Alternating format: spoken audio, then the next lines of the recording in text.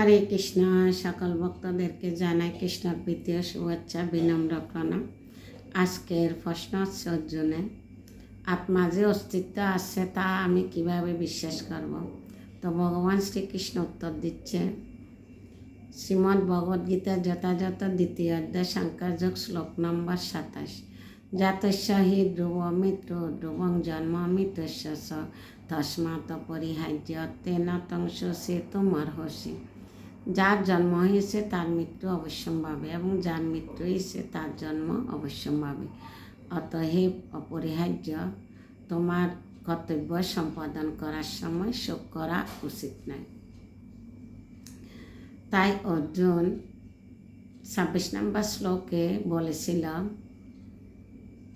সেটার পরিপ্রেক্ষিতে ভগবান শ্রীকৃষ্ণ উত্তর দিচ্ছে, এই মহাবাহু বলে সম্বোধন করছে, কারণ তিনি মহান বীর যোদ্ধা ছিলেন।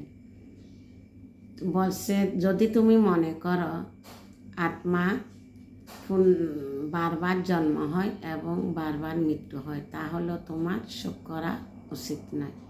যদি মনে করে থাকো তো আত্মার তো কোনো জন্ম মৃত্যু নেই, তো যদি তুমি মনে করে তাহলেও তোমার শোক করার কোনো কারণ নেই। আর তুমি হচ্ছে যে ক্ষত্রিয় কর্তব্য হচ্ছে যুদ্ধ করা।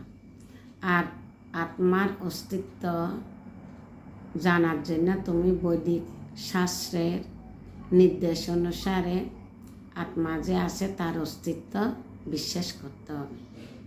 তো এটি হচ্ছে যে আজকের প্রশ্নের উত্তর।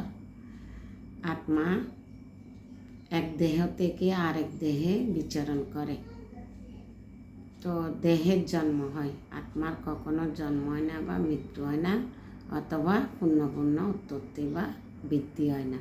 তিনি জন্মরহিত, শাশ্বত, নিত্য এবং নবীন। শরীর নষ্ট হলেও আত্মা কখনো বিনষ্ট হয় না। হরে কৃষ্ণ। সবাইকে প্রণাম। ভুল ত্রুটি মার্জনা করবেন। যদি ভালো লাগে লাইক এবং শেয়ার করবেন, যাতে আপনাদের মাধ্যমে অন্যরা তথ্যগুলো জানতে পারে। হরে কৃষ্ণ। সবাইকে প্রণাম।